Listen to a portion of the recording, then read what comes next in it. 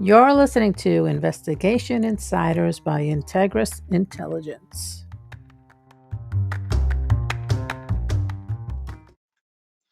Welcome, everyone.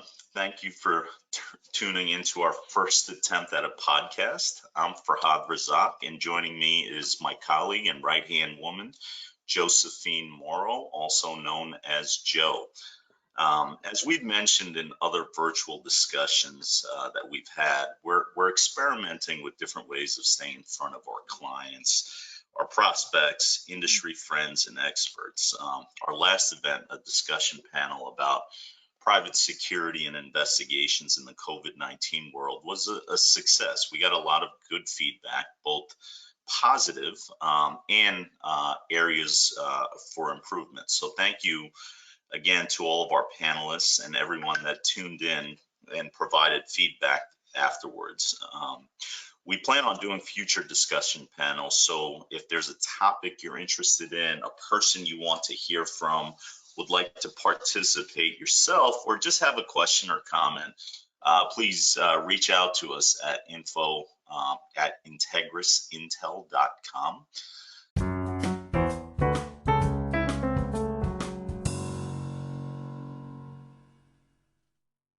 So, Joe, how are you today? I am doing wonderful. How you doing? I'm doing good. You excited? I guess this is a little bit of both excitement and nerves, right? That's for sure. This is something different for me for sure.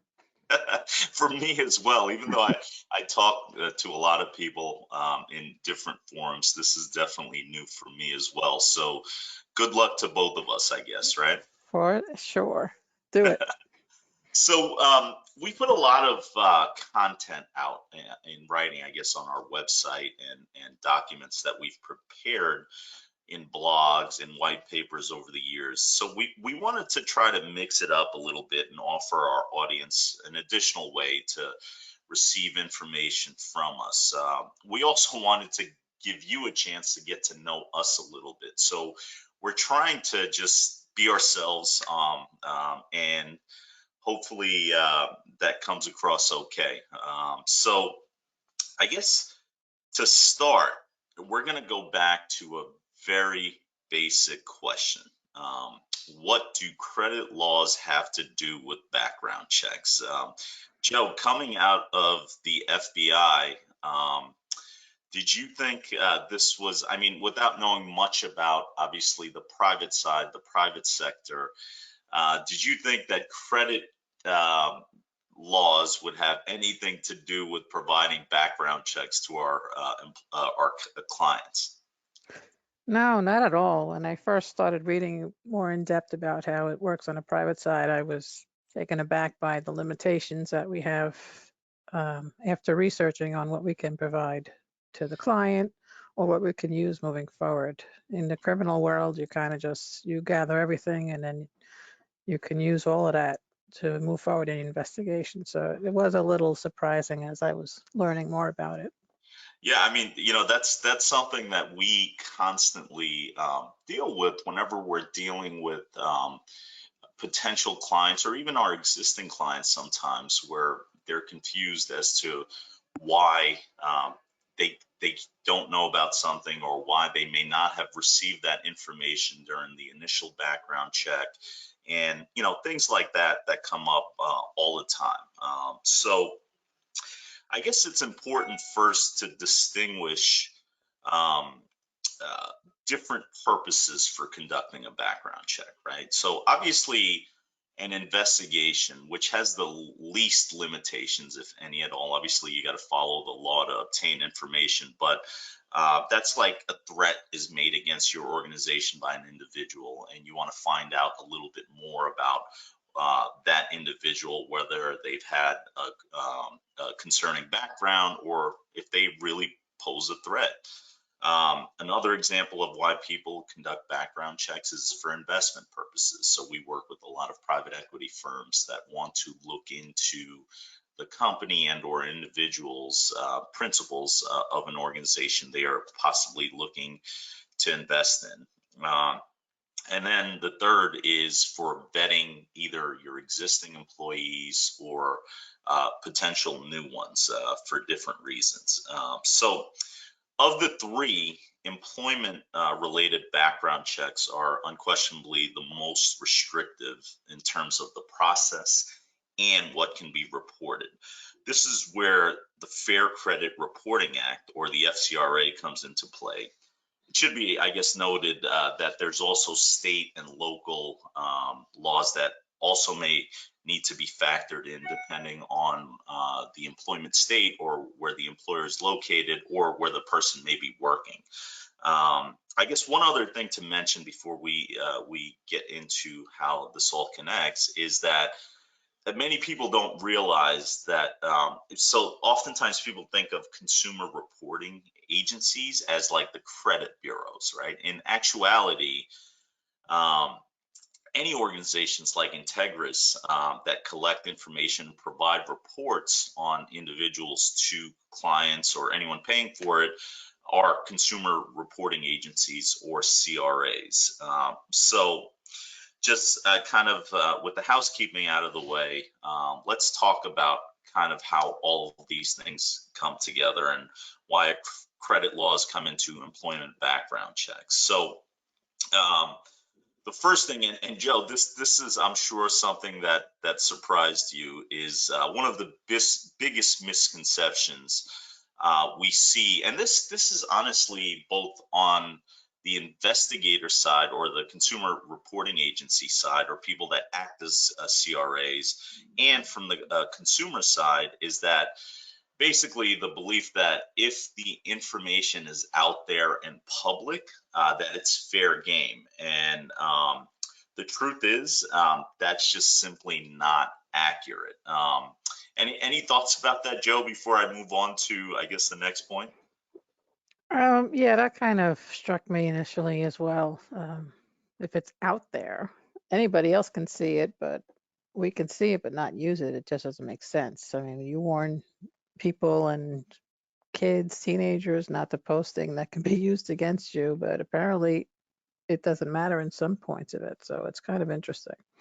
Yep, and you know, that's where like common sense and, you know, intuition sort of is opposite what necessarily the law may be saying. So obviously we are required to follow the law, and sometimes it's just difficult to help people understand why this is.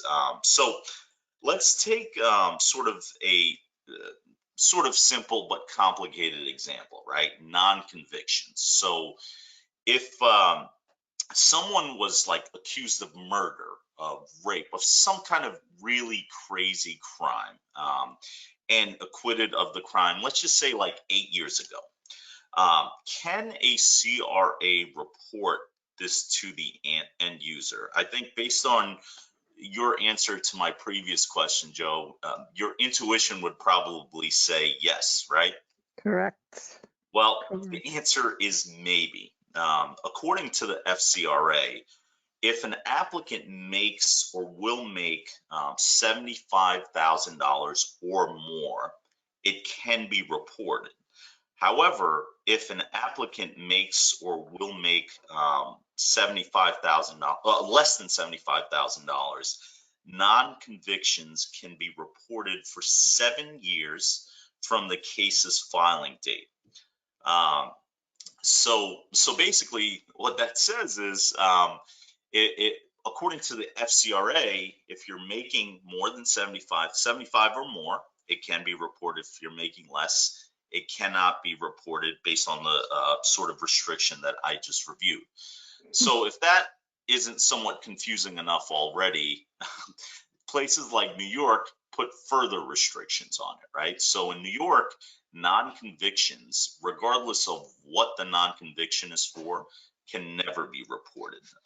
Is that, and so this is just two examples. Obviously, there's a lot of jurisdictions, states, localities, all those other things that also may have other issues that you may need to consider. So hopefully that's confusing enough for you, Joe.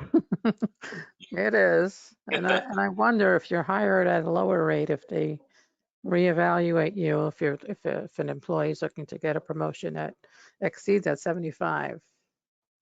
Well, Then it that's a can good be. point, and it seems like, I mean, it seems like the occurrence of recurring checks is starting to increase, especially with the different issues that have gone on over the last decade and more recently. So here's another interesting thing.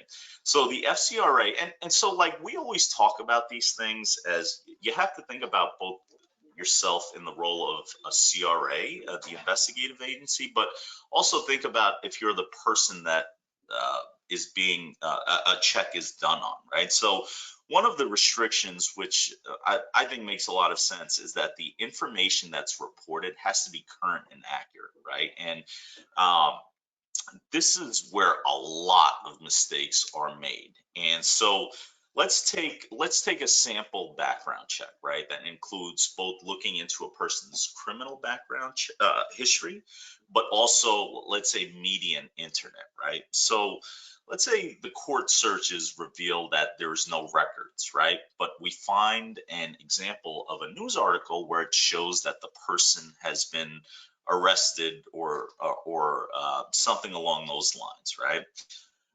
So what happens is we as the CRA, we can't report just based off of the news article because that's not a direct source of information. So we actually have to go and then confirm it with the court. And if we can't confirm it, we cannot report it. So that becomes problematic. I mean, a lot of times because sometimes the client themselves, for whatever reason, maybe just doing Google searches on the person or whatever, and find something and then say later on, hey, why was this not reported? I saw this in the newspaper.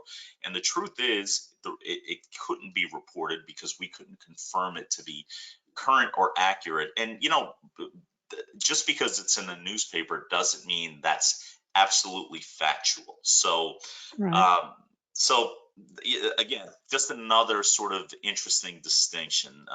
Any thoughts on that, Joe? No, no, it makes sense. If somebody could post anything they want about you, and doesn't make it true. So That's in the bureau, we would also go back to the original source, so something that can be verified. You always have to want that support. sure, sure. Okay. Well, so what's the takeaway from all of this?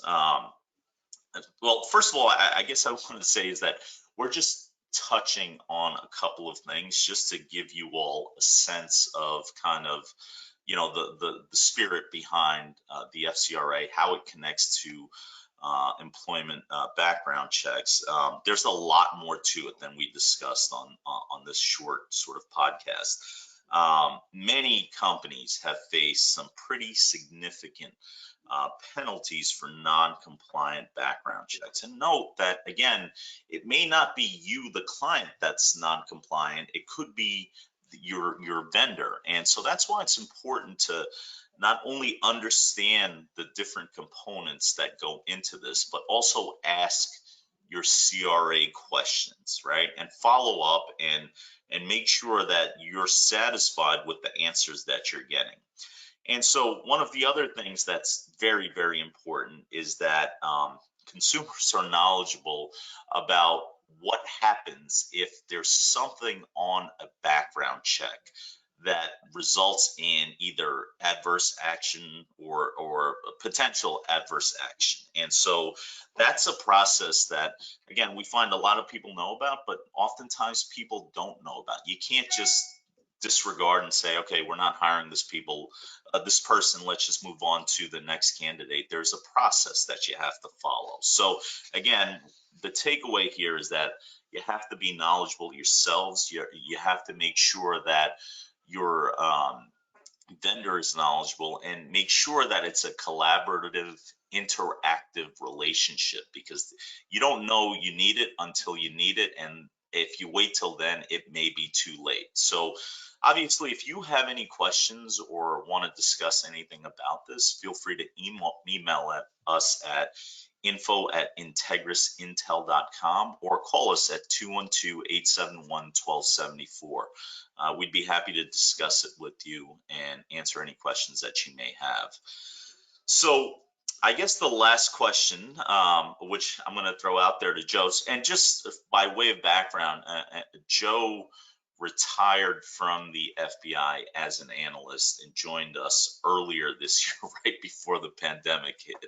So I think it's interesting to get her sort of feedback on this topic as well, because again, much of it seems a little bit counterintuitive for an analyst, for an investigator. But just to throw it out there to you, Joe, again, we sort of touched upon it already throughout this discussion. Just your thoughts on, the idea that, public information or information that may be out there, whether it's completely accurate, whether it's not, whether it's reportable, whether it's not, may not get to the end client, and that end client has to make a decision on whether they bring a person on board or they keep them on board. Just to elaborate on that a little bit. Well, I think it's important that a company like ours knows the laws and does the research so that the end client is safe and within their being compliant when they need to be, when they're hiring people or doing a due diligence on someone.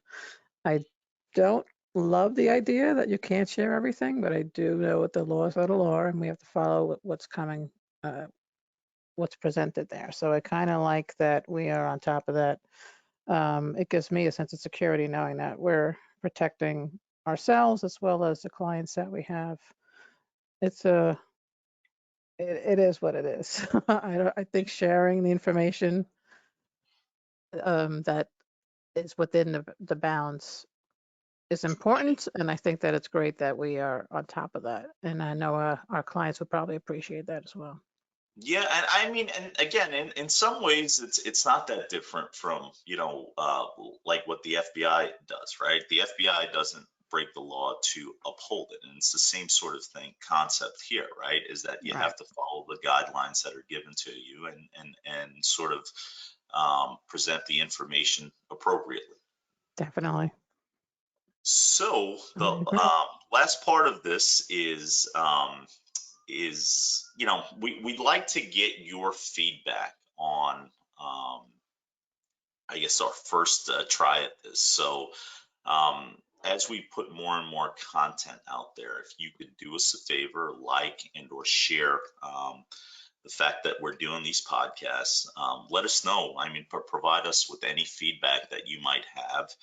And then, of course, any topics that you'd like to address, and the exact format and whether we're going to have guests or who's going to be doing. That's all stuff that we're going to be figuring out based on the feedback that we get. So we thank you again.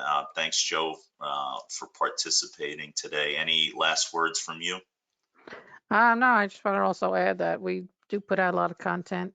If people want to like or share, not just stuff about our podcast, but about the articles and the other posts that we do on Twitter, Facebook, and LinkedIn. Great. Well, thank you all very much. Thank you.